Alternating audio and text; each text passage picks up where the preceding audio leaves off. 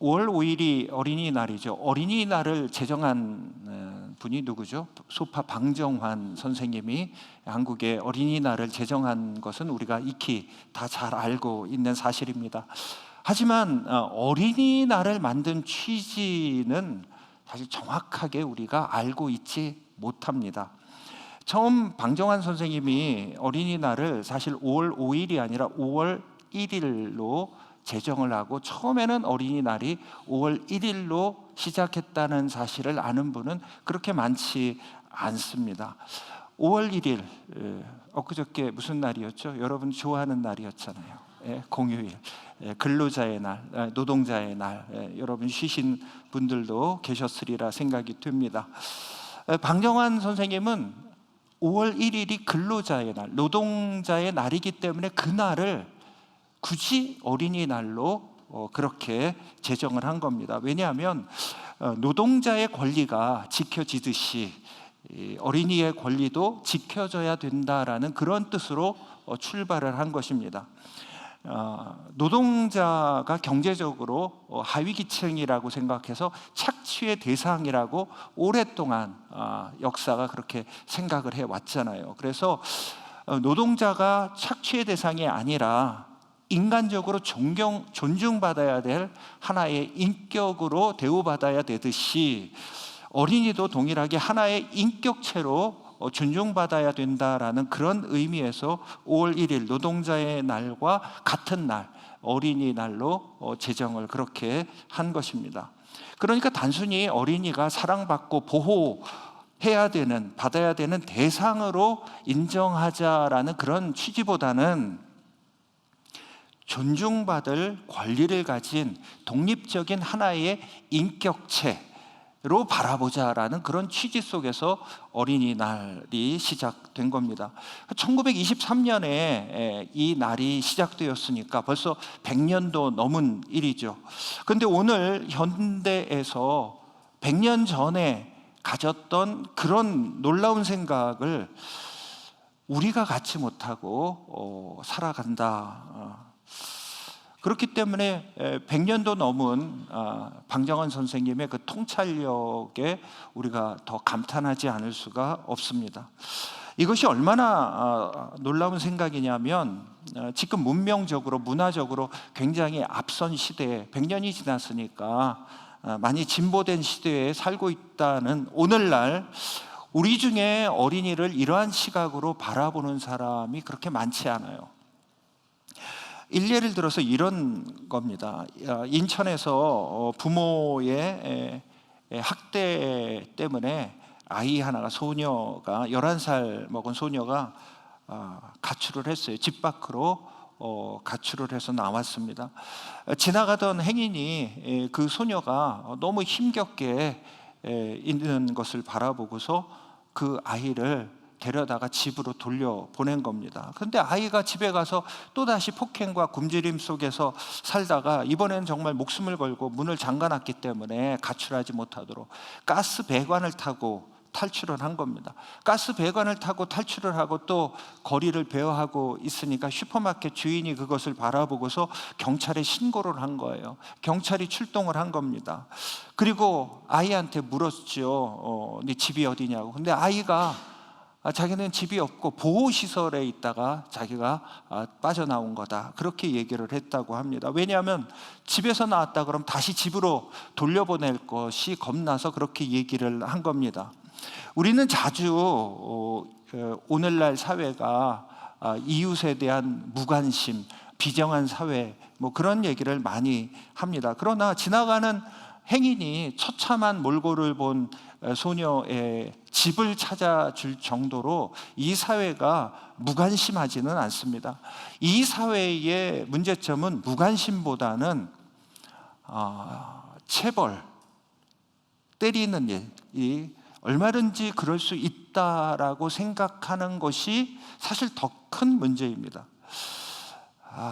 부천에서 목회하고 있는 집안이에요. 신학교 교수입니다. 그 집안에서 부모가 이제 아이를 키우는데 그 아이가 엇나가서 계속해서 문제를 일으켰는데 그 교회 헌금에까지 이렇게 손을 댄 겁니다. 그래서 이 부모가 이모 집에다가 맡긴 거예요. 그리고 이모가 아이를 바로잡겠다고 하면서 매를 대기 시작한 겁니다.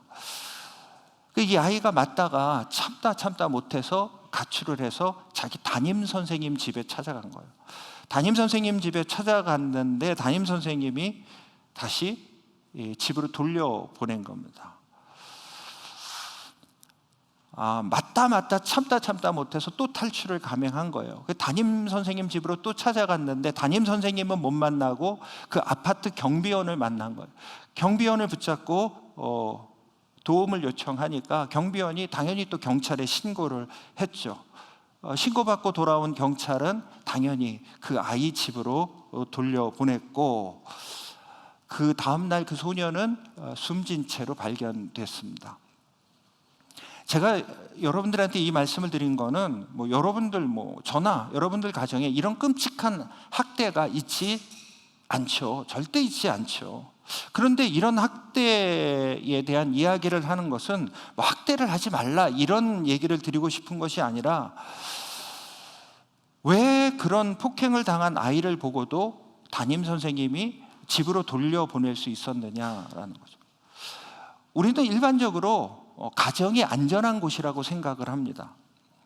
왜? 부모가 자기가 낳은 아이를 잘 보살필 거라고 생각하는 그런 믿음이 우리에게 있어요.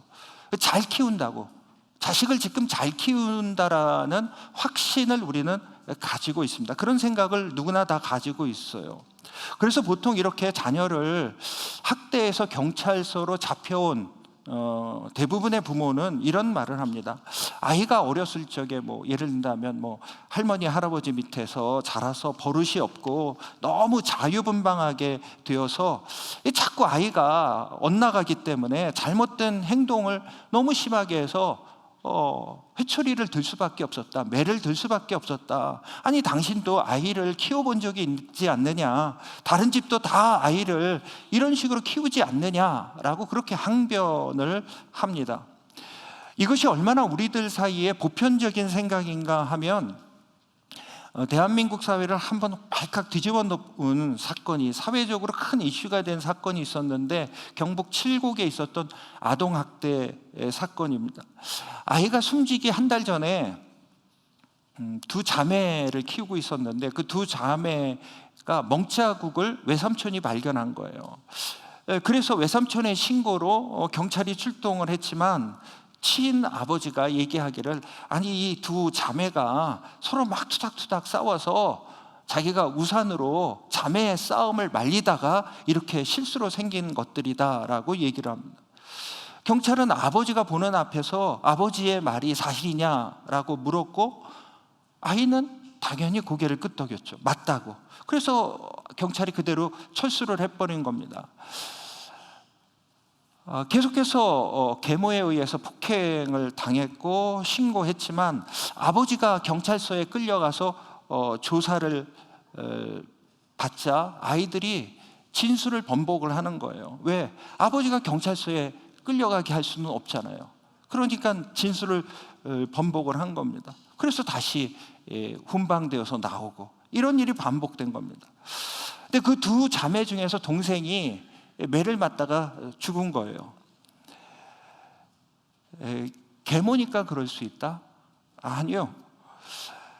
이 아이들이 폭행한다라는 사실을 이미 이웃도 알고 있었고, 친척들도 알고 있었고, 학교 선생님도 알고 있었고, 경찰, 심지어는 지방자치단체에서 운영하고 있는 아동보호센터도 이 사실을 알고 있었어요. 무려 37명이 이 사실에 대해서 다 주지하고 있었어요. 인지하고 있었습니다. 그런데 아무도 이 아이의 죽음을 막지를 못했던 거예요. 경찰들이 찾아가고 아동보호기관에서 찾아가면 내 자식을 내가 가르치겠다는데 뭐가 문제냐, 내 자식 내가 키운다, 이런 항변 속에서 막지 못했던 거죠. 돌아갈 수밖에 없었던 겁니다. 결국 우리들의 마음 생각 속에 이 부분이 자리 잡고 있는 거예요. 이 사건이 전국적으로 큰 이슈화가 되어서 국회에서도 이 사건 때문에 아동학대 예방 대책을 세우기 위해서, 법을 제정하기 위해서 토론회가 열렸습니다. 근데 그 토론이 난상 토론이 된 거예요. 어려운 토론이 된 거예요. 왜 어려운 토론이 되었는가 하면 학대와 체벌의 경계를 찾을 수 없다라는 거죠. 어디까지가 체벌이고 어디서부터가 학대라고 구분해야 되는가? 어디서부터 학대이고 어디까지 체벌인지 구분해야지 이거 법으로 제정할 수 있지 않느냐. 이 토론 때문에 더 이상 진전이 되지 못한 거예요. 그래서 결국은 전문가들에게 자문을 구해서 어디까지가 체벌이고 어디서부터가 학대인지를 먼저 구분하게 하자, 이렇게 해서 전문가들에게 요청을 했습니다. 전문가들이 이걸 구분을 못한 거예요. 왜? 전문가들이 서로 의견을 나누면서 이런 얘기를 한 거예요. 나도 아이들을 때려서 훈계한 적이 있다 이거죠. 아이들을 훈육하기 위해서 체벌이 필요할 때가 있다라는 겁니다. 심지어는 나도 어려서 부모님한테 매를 맞고 자라서 내가 오늘날 이렇게 잘 자랄 수 있었다, 그런 얘기도 나누게 된 거예요. 그래서 연구 심의를 맡았던 전문가 대부분이 이런 생각들을 가지고 있었기 때문에 한 걸음도 진전을 하지 못했던 겁니다. 여기에서 학대가 맞다라고 생각하는 사람은 아무도 없습니다. 학대는 나쁘지만 아이를 키우다 보면 때리지 않고 키우기가 어렵다고 생각을 합니다. 버릇을 가르치기 위해서는 체벌, 회초리 정도 드는 것은 있을 수 있다라고 생각합니다. 그리고 나도 그런 정도에 맞고 회초리 교육이 유익했기 때문에 내가 오늘날 이렇게 살았다라고 그렇게 생각을 합니다. 버트란트 러셀이라는 유명한 학자가 런던 통신에서 이런 얘기를 했습니다. 학창시절 회초리나 채찍으로 매를 맞았던 사람들은 거의 한결같이 그 덕분에 자신이 더 나은 사람이 되었다라고 그렇게 믿고 있다. 그러나 그렇게 믿는 것 자체가 체벌이 끼치는 가장 나쁜 악영향이다. 체벌이 문제인 이유는 아이들에게 폭력도 사랑이다라고 가르치는 거예요. 특히 상대가 나를 사랑하거나 깊이 의지한다라는 사실을 알고 있는 상태에서 이렇게 힘을 휘두른다면 신체적인 상해를 입히는 것뿐만 아니라 더 나아가서 상대방의 마음까지도 악랄하게 이용하는 거예요. 가정폭력도 그렇지만 데이트폭력도 그렇잖아요. 남성이 데이트하던 중에 연인이었던 여성에게 폭력을 행사한 것, 길거리에서 폭력을 행사한 것이 한번 트위터에 올라온 적이 있어요. 주변 사람들이 모두 폭행을 말려서 간신히 멈추기는 했는데 분이 풀리지 않는 남성이 그런 거예요. 네 탓이라고, 맞을 짓을 했다라고 얘기를 하는 거죠. 그런데 그런 말을 들은 여성이 자기 탓이 맞대는 거예요. 자기가 맞을 짓을 했다라는 거죠. 왜 그렇습니까? 사랑하고 의지하는 그런 마음이 있는 거예요. 사랑하는 마음이 있는 거예요. 이 사랑하는 이 상대방을 잃어버릴 것 같은 두려움 때문에 내가 맞을 짓을 해서 내가 지금 맞고 있다라고 그렇게 얘기를 하는 거죠. 이런 전형적인 예가 아동 학대 사건에 늘 보이는 거죠. 부모는 아이가 거짓말을 하는 등 나쁜 행동을 했기 때문에, 맞을 짓을 했기 때문에 때렸다고 합니다. 아이 탓이라고 얘기를 해요. 반면에 아이는 죽도록 맞으면서도 계속 가해자인 부모의 마음에 들려고 애를 써요. 노력을 해요. 심지어는 요리도 잘하는 예쁜 엄마, 그런 시를 씁니다. 그런 그림을 그려요.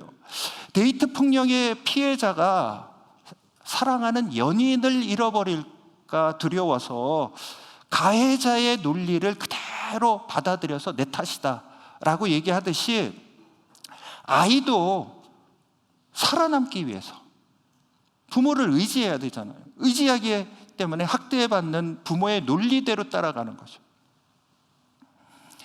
사랑의 매라는 이름으로 폭력과 사랑을 연관 짓는 것은 정말 대단히 위험한 발상입니다. 사랑하면 신체적으로 우월한 사람이 그렇지 않은 약한 사람을 힘으로 사랑하기만 하면 얼마든지 억누를 수 있다라는 그런 것을 가르치는 것과 똑같아요. 사랑하는 관계에서도 더 힘을 가진 쪽이 문제 해결 방법으로 폭력을 얼마든지 사용할 수 있다라는 그런 메시지를 전달하기 때문에 그래요. 체벌은 아이들에게 무의식적으로 그걸 가르쳐요. 내가 원하는 것을 얻기 위해서는 사람을 때려도 괜찮다, 공격해도 괜찮다, 폭력적이어도 괜찮다라는 그런 신념을 갖게 해요. 미국 텍사스 대학교 오스틴 캠퍼스에서 발달 심리학자였던 엘리자베스 거슬프라는 교수가 이 체벌과 관련되어서 50년치 데이터, 논문 데이터를 메타 분석한 결과 이 체벌을 받은 이 아이가 학대받은 아이와 똑같이 반사회적인 성향을 갖고 공격적인 성향을 갖는다라는 연구 결과를 내놓았습니다. 연구하면서 체벌의 정도를 손바닥으로 아이의 엉덩이 정도 때리는 정도로만 한정을 했고, 몽둥이 드는 거 빼고 그냥 손바닥으로 엉덩이 때리는 정도로만 제한을 했고, 그리고 이것이 학대다, 이게 잠재적으로도 학대다라는 경우는 다 빼고 부모가 훈육이라는 이름으로 행하는 정도로만 데이터를 삼아서 연구를 했는데도 똑같이 아이들의 행동과 발달 측면에서 똑같은 부정적인 결과를 낳았다는 거죠.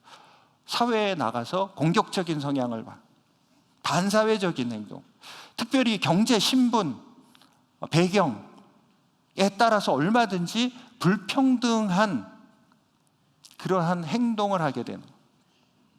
그러니까 부모가 그럴 의도가 없었다고 해도 신체적인 체벌은 부모와 자녀 사이에 어떤 힘의 차이를 생생하게 드러내는 거죠. 이 힘의 차이를 인지하면서 자라면 이 불평등한 힘과 권력에 따라서, 사회적 신분에 따라서 내가 얼마든지 불평등하게 대우를 해도 된다라는 그런 생각을 갖는 것. 한 사람의 인격을 얼마든지 쉽게 무시해버릴 수 있는 사람으로 자라난다라는 것. 결국 제가 설교 서두에 말씀드린 것처럼 소파 방정환 선생님이 어린이날을 제정한 취지, 아이를 어른과 동일한 인격체로 존중해야 된다는 이 인식이 얼마나 중요한지 모릅니다. 근데 우리는 기독교인으로, 크리스찬으로서 이 사실의 가장 기본적인 진리를 가지고 있잖아요. 뭐죠? 하나님의 형상으로 지음을 받았다. 근데 우리가 이것을 삶 속에서 너무 쉽게 잊어버려요. 제자들이 예수님께서 말씀을 전할 때 아이들이 이렇게 다가오는 것을 제자들이 제지를 하잖아요. 그때 예수님께서 뭐라고 하십니까? 아이들이 내게 오는 것을 금하지 말라고 하시죠. 예수님께서는 말씀을 전하실 때 어른들이 오나 아이들이 오나 동일한 인격체로 평등하게 되었습니다. 얘네들은 말귀를 못 알아들을 거야, 내 이런 하늘의 진리를 못 알아들을 거야, 그런 생각을 절대 하지 않으셨어요. 동일하게 하나님 나라에 대한 복음을 증거할 때 언제든지 그들도 동일하게 들을 수 있도록, 들을 수 있는 권리를 부여한 거죠. 심지어는 하나님 나라에 대해서, 하늘나라에 대해서, 천국에 대해서 설명하면서 그런 말씀하죠. 너희가 돌이켜 어린 아이들과 같이 되지 아니하면 결단코 천국에 들어가지 못하리라. 천국의 기준, 하나님 나라의 기준이 되는 존재로까지 이 아이를 존중한 거죠. 심지어는 그런 얘기합니다. 삼가 이 작은 자 중에 하나도 업신여기지 말라, 무시하지 말라라는 거죠. 하나의 존중받아야 될 인격체라고 분명하게 선언하셨습니다. 또 이 작은 자 중 하나를 실족하게 하면 차라리 연자맷돌이 그 목에 달려서 깊은 바다에 빠뜨리는 것이 더 나으니라. 작다고 연약하다고 무시하고 함부로 대하는 사람은 그 자신이 연자맷돌을 메고 바다에 빠지는 것이 더 낫다. 왜? 하나님께서 반드시 그의 죄를 물으실 거라는 거죠. 절대로 함부로 하거나 무시해서는 안 될 존재라고 강하게 경고하십니다. 유발 하라리의 그 사피엔스라는 책에서 함무라비 법전에 이런 기록이 있다고 합니다. 어떤 귀족이 다른 귀족의 딸을 죽이면 그 벌로 그 살해자의 딸을 처형하는 것. 눈에는 눈, 이에는 이. 그대로 적용한 거죠. 자, 생각해 보십시오. 살인자는 무사한데 죄 없는 그의 딸이 죽어야 된다. 어떻게 그런 결정을 내릴 수 있습니까? 당시 사람들에게는 자녀가 독립적인 인격체가 아니라 그냥 하나의 소유물, 재산으로 생각을 한 거죠. 손해본 재산만큼 손해를 끼친 사람의 재산을 동일하게 처분하면 된다라는 그런 생각을 했습니다. 이런 생각들이 18세기 중반까지 전 세계적으로 다 가지고 있었죠. 우리도 이런 생각들을 조선시대만 해도 다 가졌어요. 자녀는 부모의 소유물 정도로 생각을 했습니다. 그래서 부모가 마음대로 처분할 수 있다라고 그런 생각을 가졌습니다. 이러한 것들이 서구 사회 18세기 중반까지도 지속될 수 있었던 것은 성경을 우리가 잘못 들여다봤기 때문에 그렇죠. 왜? 성경에도 그런 얘기 있지 않느냐? 대표적인 얘기가 뭐죠? 잠언서 13장 24절, 매를 아끼는 자는 그의 자식을 미워함이라, 자식을 사랑하는 자는 근실히 징계하느니라. 22장 15절, 아이의 마음에는 미련한 것이 얽혀 있으나 징계하는 채찍이 이를 멀리 쫓아내리라. 이런 것들이 우리가 성경을 들여다볼 때 무엇을 의미하는지를 잘 해석을 못한 거죠. 여기 매라고, 잠언의 매라고 표현한 이 표현, 그리고 채찍이라고 표현한 이 표현은 다 동일한 단어예요. 쇠페트라는 동일한 단어. 동일한 단어를 하나는 매, 하나는 채찍, 그렇게 해석을 한 거죠. 번역을 한 거죠. 왜? 번역자의 의도에 따라서 번역을 했기 때문에 동일한 단어를 하나는 매, 하나는 채찍, 이렇게 해석을 한 겁니다. 쇠베트라는 말은 목자의 손에 들려진 지팡이와 막대기를 얘기하는 거예요.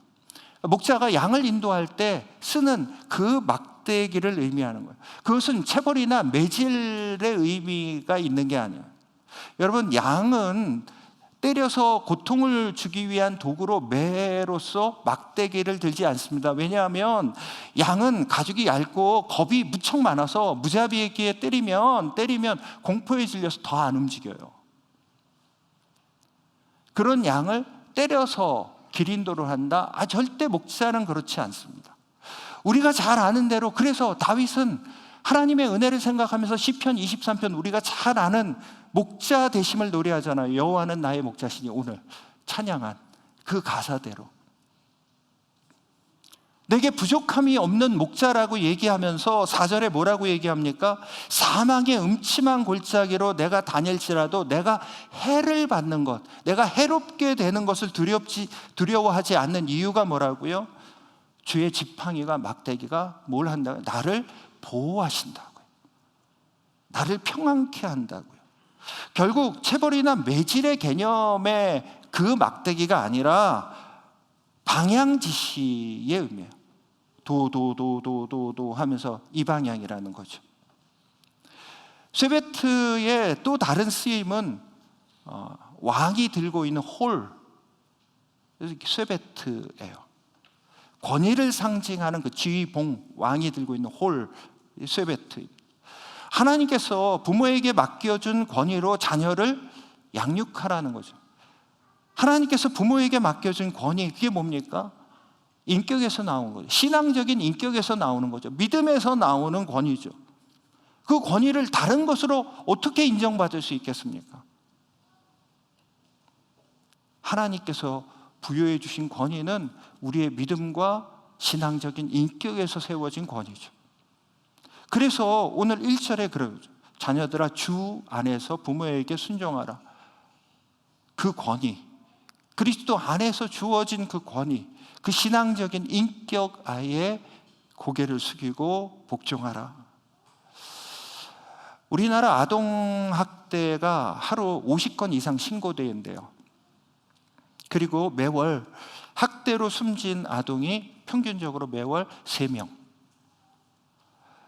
그래서 2021년 1월에 우리나라의 민법이 개정돼요. 그래서 가정에서 체벌을 금지하는 법이 통과가 돼요.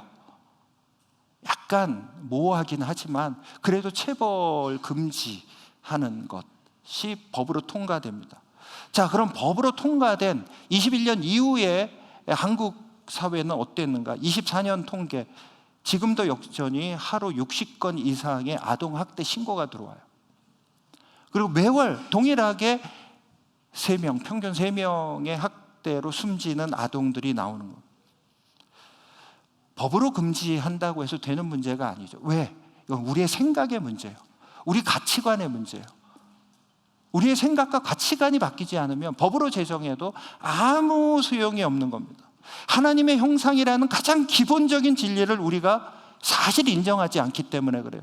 물론 입술로는 고백하죠. 우리가 머리로는 알고 있어요. 그러나 그 말씀대로 살지를 않아요. 체벌과 학대는 방치하고 방임하는 부모에게만 나타나는 건 아니죠. 과잉 보호의 부모 속에서도 얼마든지 체벌이 나오고 폭언이 나오고 학대가 나오죠. 정지우 감독의 영화 4등이라는 영화가 있는데 거기 보면 아이를 자신과 분리된 독립적 인간으로 바라보지 못하는 과잉 부모의 어떤 그 심리를 아주 노골적으로 보여줍니다.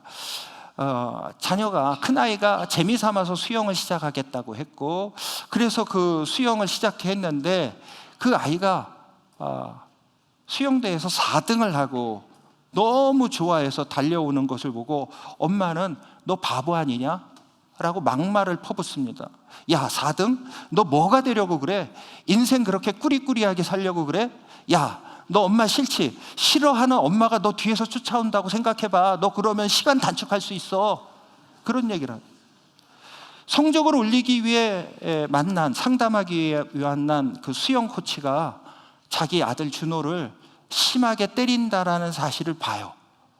근데 그걸 알면서도 엄마는 성적이 올라가야 되기 때문에 묵인을 해버립니다.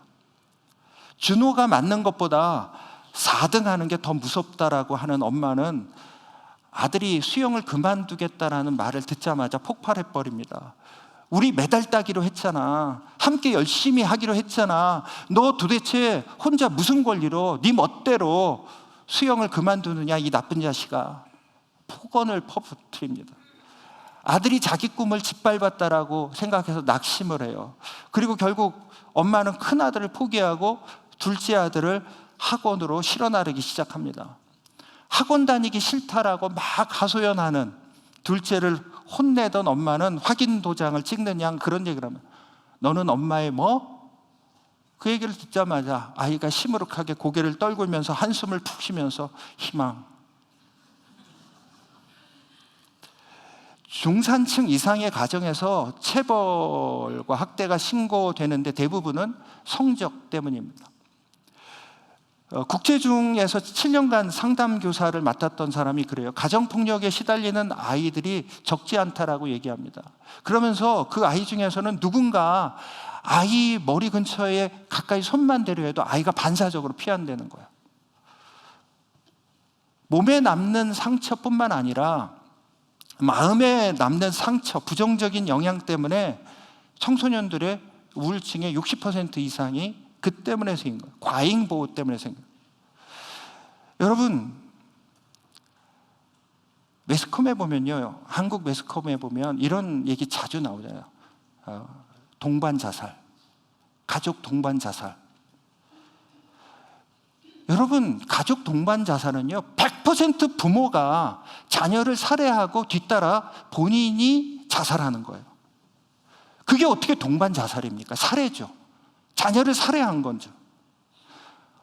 자녀를 독립적 인격체로 전혀 바라보지 못하는 거예요. 우리는 그 단어를 아무 문제 없이 받아들여 왔어요. 그래, 동반 자살. 아니요, 동반 자살이 아니에요. 우리는 보통 유서에 그런 유서 많이 남기잖아요. 아들이 자녀가 고생할 걸 생각하면 내가 못 견뎌. 그래서 함께 갑니다. 그런 유서 쓰죠. 우리는 가족이면은 함께 해야 돼. 가족이면 깨지면 안 돼. 가족. 아주 좋은 명분을 내세웁니다. 그러나 더 중요한 것은요, 존중받아야 될 독립적인 인격체라는 거예요. 내 자신이니까, 내가 살아가니까 내가 이렇게 할 수 있어 는 독립적인 인격체로 보지 않는 거예요. 존중받아야 될 인격체로 전혀 보지 않는 겁니다. 그러니까 우리는 지금도 혹 이 설교를 들으면서 계속 생각이 날 거예요. 그럼 도대체 어디까지가 학대고 어디까지가 처벌이냐, 도대체 어디까지가 강요고 어디까지가 권고냐, 여러분 헷갈리실 거예요. 답은 정확합니다. 주의 훈계와 교양이에요. 여러분 헷갈리면요, 그냥 아이를 성경대로 살라라고 그냥 하세요. 거기에 뭘 더 하려고 하지 마시고 그냥 아이에게 그대로 얘기하세요. 너 성경대로 살아. 그렇게 얘기하십시오. 헷갈릴 게 없어요. 우리가 성경대로 못 사니까 자꾸 그 위에 더했던 거예요.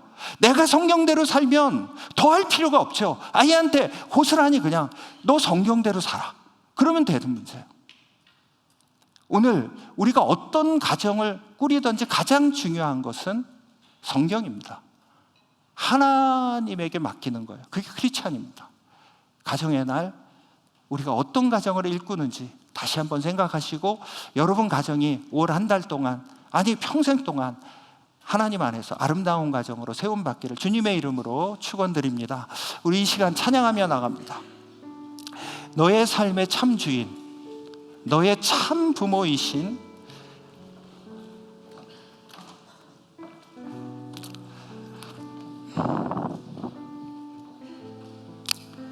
하나님, 그 손에 너의 삶을 맡긴다.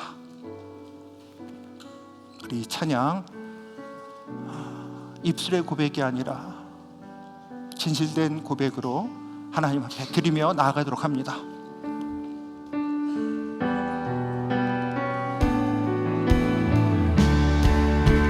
너의 삶의 창조인, 너의 참 부모이신 하나님 그 손에 너의 삶을 맡긴다.